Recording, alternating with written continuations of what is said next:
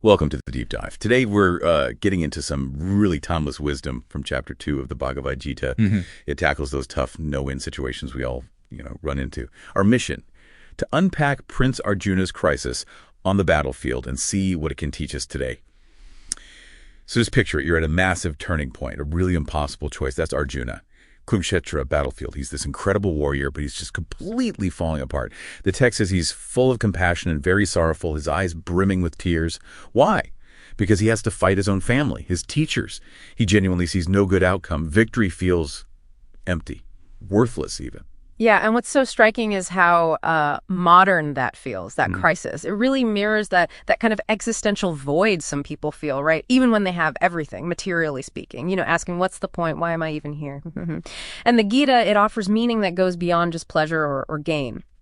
But Krishna's first reaction, it's sharp, a rebuke, he calls Arjuna's state, a lowly weakness of heart, even impotency. Wow, okay. Tough love. Why go there? Why isn't compassion the right response in that moment? Well, in that specific context, his feeling, while understandable, was stopping him from doing what was right, his duty, his dharma. It was sort of paralyzing him when action was needed. Right. And that leads to this huge turning point. Arjuna just gives up trying to figure it out himself. He says, I am your student. Please teach me. I've taken refuge in you. Suddenly, the battlefield is a classroom. This guru-disciple thing kicks in. How vital is that shift? Oh, it's absolutely critical. It changes everything. It's not just friends talking anymore. It's about receiving profound, transcendental knowledge. And Krishna's first lesson, boom, right out the gate. Never was there a time when I did not exist, nor you, nor all these kings, nor in the future shall any of us cease to be. Whoa. Okay. So he immediately goes to the biggest picture possible. Exactly. He introduces this core idea. You are not the body. The body is temporary, perishable, but the soul, the Atman, is eternal, indestructible. It's described as unbreakable, incombustible.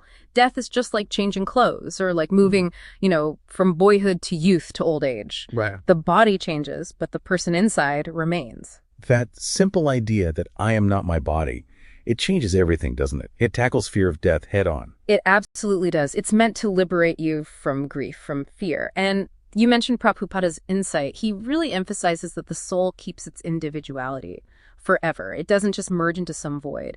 That's crucial because the ultimate goal isn't just escape.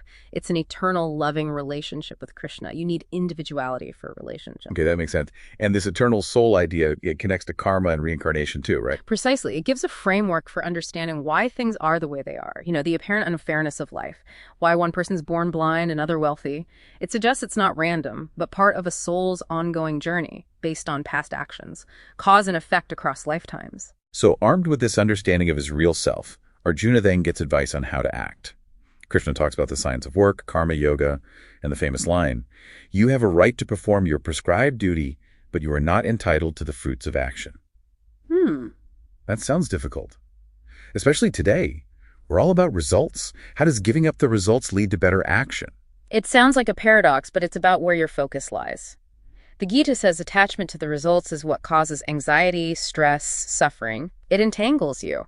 When you let go of that desperate need for a specific outcome, you find inner peace, contentment, no matter what happens externally. Krishna advises treating alike happiness and distress, loss and gain, victory and defeat. That evenness of mind, samatvam, that is yoga. Wow. Imagine facing like a work deadline or a difficult conversation with that kind of balance. Samatvam. It feels like a direct antidote to modern burnout. Shifting focus from did I win to did I give my best effort? Exactly. It reframes success internally. So Arjuna, being practical, asked, okay, what does this actually look like? How does an enlightened person talk? How does he sit, walk, the day-to-day stuff? Right. And Krishna describes this person, the Theta Prajna, one fixed in wisdom. He says they've given up all desires for sense gratification, finding satisfaction within, in the self alone.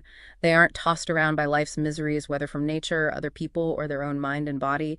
They're free from attachment, fear, and anger. How do they manage that? Especially the desire part. Krishna uses the analogy of a tortoise. It can just pull its limbs into its shell whenever needed. The enlightened person can withdraw their senses from distractions, but it's not forced suppression. It comes naturally from finding a higher taste, something more fulfilling. Specifically, Prabhupada links this to Krishna consciousness, devotional service. That provides the higher satisfaction, because unchecked desire, Krishna warns, leads down a bad path. Thinking about sense objects leads to attachment, then lust, then anger, delusion, and you fall. So this state of steady wisdom isn't passive. It's actively cultivated through spiritual practice. Yes, precisely. Through that devotional connection. That's what Prabhupada calls the liberated stage. Okay, so this chapter 2, it's like a whole spiritual toolkit in one place. It tells us who we really are, eternal souls, how to act effectively without getting tangled up in results, and gives us a picture of what true, stable wisdom actually looks like in a person. Exactly. It's a powerful reminder, really, that things like emotional resilience, seeking deeper meaning, these aren't just old ideas. They are intensely practical tools for right now, for living in our world today. So as you think about all this, here's something to chew on. If everything you currently think is real about who you are, and especially about your fears, if that turned out to be just temporary, like a passing phase, what would you really go after? What would truly matter?